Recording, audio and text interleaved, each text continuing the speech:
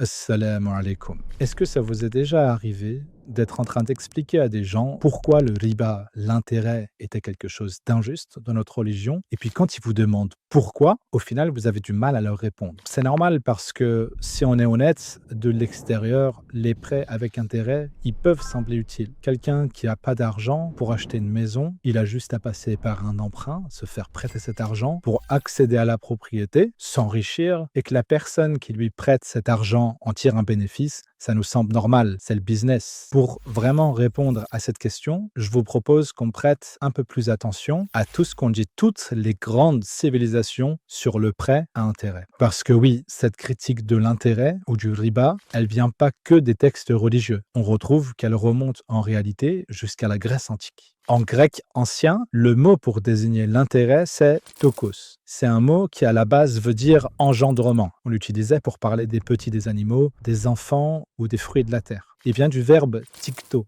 qui signifie enfanter, donner naissance. Donc littéralement, l'argent enfant de l'argent. Ça fait bizarre la première fois qu'on l'entend. Et justement, Aristote, le pionnier de la philosophie grecque, s'est exprimé très clairement dans une de ses œuvres qu'on a pu conserver jusqu'à aujourd'hui, qui s'appelle La Politique. Dans le premier livre, il dit « L'usure est à juste titre haïssable, car elle fait naître de l'argent à partir de l'argent. Et ce n'est pas pour cela que l'argent a été créé. » Puis il enfonce le clou en disant « C'est la forme de commerce la plus contre nature, car l'argent n'a pas été fait pour se multiplier tout seul, mais pour faciliter les échanges. » Et c'est pas tout. Dans son autre ouvrage, L'éthique à Nicomaque, il explique que la monnaie, c'est juste une convention, un outil. Elle n'a de valeur que parce qu'on a décidé qu'elle en avait une. C'est pour ça que parmi les toutes premières civilisations qu'on trouve, la monnaie, ça pouvait être des coquillages. Ensuite, ça a pu être du blé. Ensuite, c'est devenu des métaux précieux. Et aujourd'hui, pour la plupart, c'est juste des bouts de papier ou une écriture comptable. L'argent, ou la monnaie pour être plus précis, elle sert à répondre à des besoins, pas à être une fin en soi. Et là, Aristote est radical. Et ceux qui s'adonnent à des métiers sordides, comme les proxénètes et tous les usuriers, ils prennent tous plus que ce qu'il leur faut, et d'une mauvaise source. Ce qui leur est commun, c'est l'amour sordide du gain. On peut se demander pourquoi Aristote compare carrément les usuriers à des proxénètes. Parce qu'ils tirent un profit sans rien produire. Ils exploitent juste la vulnérabilité des autres. Pour lui, c'est de l'avidité pure. Au final, juste une forme de corruption morale. Ensuite viennent les Romains, les héritiers directs de la Grèce antique, qui eux aussi ont pratiqué l'usure. Mais très vite, les choses commencent à déraper. Sur l'époque romaine, on retrouve des taux d'intérêt qui montent en flèche, parfois jusqu'à 50 voire 100%. Ces taux d'intérêt, ils entraînent un endettement massif, de la pauvreté et par la suite des révoltes sociales, voire carrément de l'esclavage pour dette. Face à ce chaos, Rome a tenté de réagir. En 342 avant Jésus-Christ, elle promulgue la loi Genutia, une des premières lois de l'histoire pour limiter, voire interdire complètement les intérêts. Et les sanctions sont sérieuses. Dans l'Antiquité, celui qui pratiquait des taux abusifs, il pouvait perdre jusqu'au quadruple de la somme prêtée. Après ça, on a eu la loi Marcia qui obligeait à restituer les intérêts usuraires perçus. Et à l'époque impériale, sous l'empereur Septime Sévère, les intérêts excessifs étaient directement imputés sur le capital, voire carrément rendus aux débiteurs s'ils avaient déjà été encaissés. Même Cicéron, qui est considéré comme le plus grand orateur et le maître de la rhétorique romaine, semblait rejoindre Aristote sur la question des intérêts. À peu près en 100 avant Jésus-Christ, il écrit « Parmi tous les métiers, le plus haïssable est celui de l'usurier. » Bref, à Rome comme en Grèce, l'usure, c'est pas seulement une question d'argent, mais c'est une question morale. S'ensuit enfin l'ère chrétienne, où on a carrément une rupture. Le prêt à intérêt est désormais quasiment unanimement condamné. Dans la morale catholique classique, tout intérêt sur un prêt est interdit. Le prêt, ce qu'on appelle en latin mutuum, doit être un acte de charité, donc gratuit par essence. Le grand savant catholique saint Thomas d'Aquin s'appuie lui aussi sur Aristote en affirmant clairement « Recevoir un intérêt pour l'usage de l'argent prêté est en soi injuste, car c'est faire payer ce qui n'existe pas. » Pour lui, l'argent, c'est ce qu'on appelle un bien consomptible. En gros, une fois qu'il est utilisé, il disparaît. On ne peut pas donc faire payer à la fois l'usage et la chose elle-même. Sinon, ça revient juste à vendre deux fois la même chose, et ça, c'est une injustice. Et c'est une idée qui est profondément enracinée dans les textes bibliques. Dans l'Ancien Testament, on lit dans le livre de l'Exode, chapitre 22, verset 25, « Si tu prêtes de l'argent à mon peuple, tu ne lui imposeras pas d'intérêt. » Même dans le judaïsme, les intérêts ils sont interdits entre juifs. En vérité, on les retrouve autorisés seulement d'un juif vers un non-juif. Parce que en hébreu, le mot pour dire intérêt ou usure, c'est necher.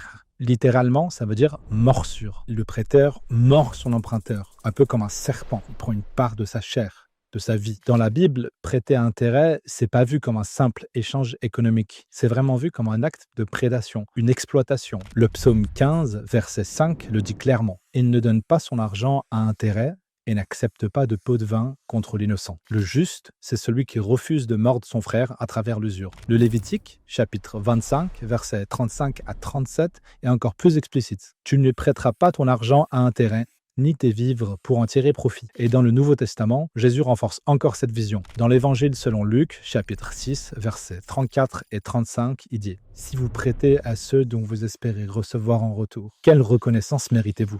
Même les pécheurs prêtent aux pécheurs pour qu'on leur rende l'équivalent. Au contraire, aimez vos ennemis, faites du bien et prêtez sans rien espérer en retour. Alors, votre récompense sera grande. Dans l'Extrême-Orient, le prêt à intérêt, il n'est pas juste mal vu, il est moralement rejeté. C'est une faute spirituelle. Dans le Sigalovada Sutta, un des grands textes du bouddhisme, le Bouddha enseigne aux laïcs comment bien gérer leur argent. Il recommande 3 choses essentielles. La modération dans les affaires, le partage des revenus avec les proches et les plus démunis, et surtout, ne jamais exploiter les pauvres ou les faibles. Le prêt avec intérêt est vu comme un acte dicté par le tanha, un désir égoïste. Mais dans le bouddhisme, tout acte fondé sur un désir de gain au détriment d'autrui crée du karma négatif. Et ce karma négatif éloigne de la libération, du nirvana. Pour s'en libérer, les bouddhistes suivent un certain nombre de préceptes. L'un d'eux, le 5e, s'appelle Sama Ajiva, le juste moyen d'existence. Et ce principe est clair. Gagner sa vie sans nuire, ni physiquement, ni moralement, ni socialement. Donc, tirer profit de la misère des autres, comme le fait un usurier, va à l'encontre directe de la voie juste. Dans le Samadhi Sutta, le Bouddha le dit lui-même. Qu'est-ce qu'un juste moyen de subsistance ?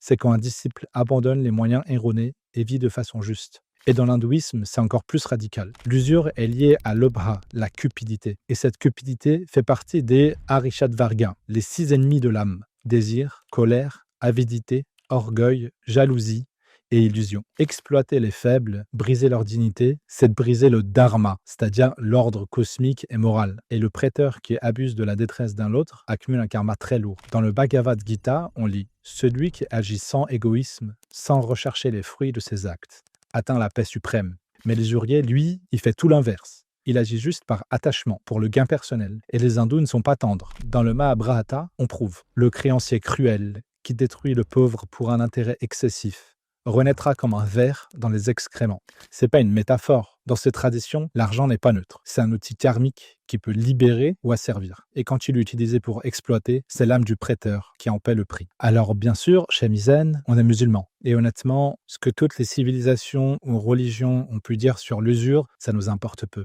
Mais on peut reconnaître une chose. Quand une grande partie de l'humanité voit quelque chose comme étant immoral, comme le meurtre par exemple, alors on peut penser que oui, il y a sûrement un vrai problème. En arabe, on ne fait pas de différence entre intérêt et usure, qui est juste une forme d'intérêt jugée excessive. Dans les 2 cas, c'est interdit. Le mot utilisé pour désigner ce genre de transaction, c'est riba, de la racine ra, be, waw, qui veut dire faire croître de façon exagérée. Dans un contexte financier, ça désigne tout gain injustifié, obtenu sans effort. D'ailleurs, cette définition, elle est très importante pour vraiment comprendre la raison d'interdiction du riba. On pense souvent à l'intérêt sur les prêts, mais en réalité, ça peut prendre plein d'autres formes. On pourra en parler plus en détail dans une autre vidéo, Inch'Allah. Mais pour donner un exemple simple, si on prête 1000 € et qu'on exige ne serait-ce qu'1 € en plus en retour, c'est déjà du riba. Et sur ça, le Coran est très clair. يا أيها الذين آمنوا اتقوا الله وذروا ما بقي من الربا إن كنتم مؤمنين فإن لم تفعلوا فأذنوا بحرب من الله ورسوله وإن تبتم فلكم رؤوس أموالكم لا تظلمون ولا تظلمون وإن كان ذو عسرة فنظرة إلى ميسرة وأن تصدقوا خير لكم إن كنتم تعلمون. Dans Al-Mudawwana al-Kubra, on rapporte que l'imam Malik a été interrogé sur les grands péchés. Il a répondu Akbarul kaba'iru ba'du shirk qatlu an-nafs allati harrama Allahu illa bil haqq wa aklu ar-riba L'un des plus grands péchés après le shirk sont le meurtre d'une âme qu'Allah a rendue sacrée sans droit et la consommation du riba. L'imam Malik place donc le riba juste après le meurtre. Pourquoi? Parce que c'est le seul péché que le Coran décrit comme déclenchant une guerre d'Allah et de son messager, alayhi salatu wassalam. Mais alors aujourd'hui, comment est-ce qu'on peut voir l'injustice qu'entraîne le riba? On connaît tous cette expression. Le temps, c'est d'argent. Mais si tu prêtes 1000 euros à quelqu'un et qu'il te rend 1100 euros, t'as pas vendu un service ni un bien. Alors, il y en a qui pourraient dire « Oui, mais le fait d'avoir accès à cet argent, c'est un service ». C'est vrai, on peut le voir comme un service. Mais c'est un service qui en aucun cas justifie un profit automatique et garanti. Et c'est précisément ça l'objet de l'interdiction du riba. Un exemple simple. Tu prêtes 1000 euros, on te rend 1100 euros un an plus tard. Qu'est-ce que tu as vendu? Rien. Tu n'as ni travaillé, ni fourni d'efforts. Tu as juste fait commerce du temps. Mais le temps, il ne nous appartient pas. C'est une ressource universelle qui nous est donné gratuitement par Dieu. Et pourtant, dans notre système, le simple fait d'avoir de l'argent nous donne le pouvoir de le multiplier, sans jamais lever le petit doigt. Imagine un salarié au SMIC qui rêve d'acheter un bien à 100 000 euros. Il arrive à mettre de côté 1400 euros chaque mois. Il lui faut environ 6 ans pour mettre 100 000 euros en mettant 1400 euros par mois de côté. Mais comme il ne veut pas attendre 6 ans, il les emprunte aujourd'hui à 3% sur 20 ans. Résultat, il rembourse 550 euros par mois sur 20 ans. Au total, ça fait 133 000 euros remboursés, donc 33 000 euros d'intérêt. Il n'a pas payé un service ni un bien. En fait, ce travailleur, il croit avoir signé un prêt, mais en réalité, il a juste signé 20 ans d'engagement. 20 ans à obéir à un salaire, sans jamais pouvoir démissionner facilement, sans pouvoir tomber malade et sans droit à l'échec. Il travaille plus pour lui, mais juste pour effacer une dette. C'est pas juste un contrat, c'est une chaîne autour de son cou.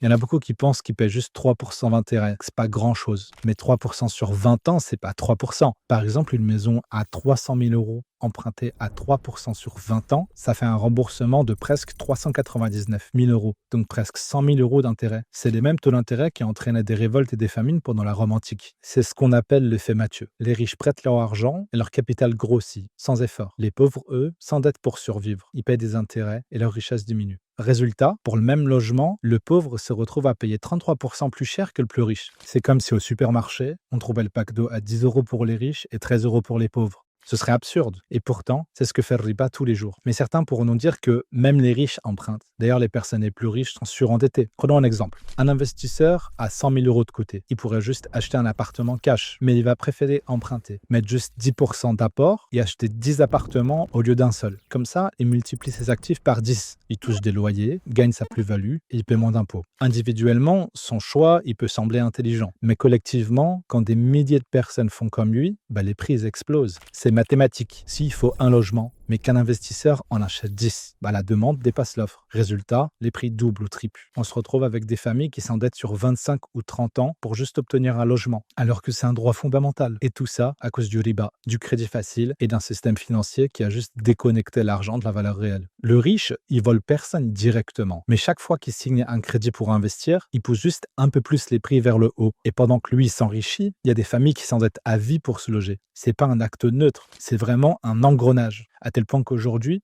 on se retrouve avec 1% des plus riches qui détiennent 43% de la richesse mondiale. Et pendant ce temps-là, 60% de l'humanité s'appauvrit. En conclusion, riba, c'est pas juste un mot ancien, c'est un système d'injustice moderne, déguisé en prêt, en investissement ou en opportunité. Mais au fond, c'est simple. C'est essayer de faire payer le temps. Or, le temps, il s'achète pas. Il appartient à Dieu. Et en essayant de le commercialiser, on voit juste en son prochain un moyen de se faire de l'argent. À s'en oublier soi-même, à en oublier Dieu. Mais alors, si le prêt avec intérêt est immoral et interdit, comment est-ce qu'on fait pour accéder à un logement ou lancer un projet, surtout quand on est modeste? Alhamdoulilah, on a des alternatives. Elles étaient absentes en France pendant longtemps, mais aujourd'hui, elles deviennent possibles. La finance islamique, c'est une des réponses les plus sérieuses à ce système injuste. Alors, certes, c'est pas encore assez développé, mais c'est juste en s'y mettant tous ensemble qu'on peut créer un vrai contrepoids à cette logique capitaliste qui oublie la morale et qui oublie Dieu. Des milliers de savants qui ont dédié leur vie à l'étude du Coran, de la Sunna, mais aussi des mathématiques, de la sociologie, de la médecine et même de l'astronomie nous ont donné des alternatives fiables au prêt avec intérêt. C'est pas n'importe qui. Alors bien sûr, on a le prêt sans intérêt, mais aussi la murabaha, la musharaka, la mudaraba et plein d'autres produits proposés par la finance islamique qui garantissent un partage équitable des risques